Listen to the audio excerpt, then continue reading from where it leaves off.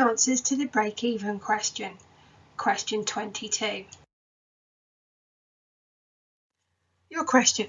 Jasmina wants to calculate the number of domestic customer jobs that she needs to take on to break even. She gives you the following information about these jobs. Cost and revenue information on Jasmina's domestic customers are in this table. On the left hand side you've got number of jobs, and you can see it starts at 0 and then goes up in hundreds from 100, 200 on that row. The next row, average revenue, that starts at 0 and then we've got 3,000, 6,000 goes up in 3,000. The third row of information of fixed costs, it starts at 4,000, 4,000, 4,000, i.e. you get the idea why it's fixed. Total costs.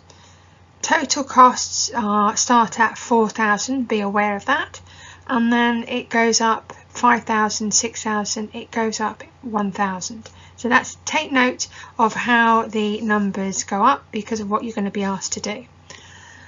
The next bit you've got is using this data above in the table and the following blank chart, which you'll see on the next slide. You should draw and label the fixed cost, total cost and revenue lines, and then identify the break-even point. This chart, this empty chart for break-even, will be provided for you in the exam question, and you are expected to draw the 3 lines to identify break-even point. Now remember, for this question you were advised to follow the finance fire ladder steps, and you were also reminded to use the formula. Despite the fact the question is going to ask you to draw the chart, which obviously you need to do, so you then also need to use the formula to double check your chart afterwards. For your fixed cost, the green line needs to be 4,000 all the way across. Your total cost line, the red line, starts at 4,000. Remember that, it starts on top of fixed cost because this is the total cost. It starts at 4,000 and ends at 8,000. And your purple revenue line starts at 0 because there's no jobs, no money made, and ends at 12,000.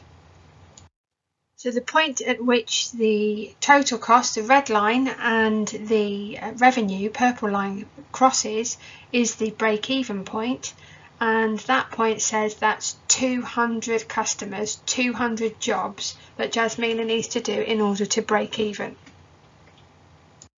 A key bit of information to make sure you get the marks on this break-even question in the exam is to note where the line starts and where it finishes.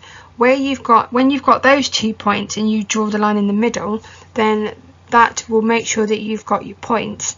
But remember, I cannot stress enough, you make sure you've got the formula done, so you've got a backup point to know where it crosses in the middle, and then that way you can secure your 4 points for your break even, because you've identified the start and finish of your 3 lines and the point it crosses over for break even.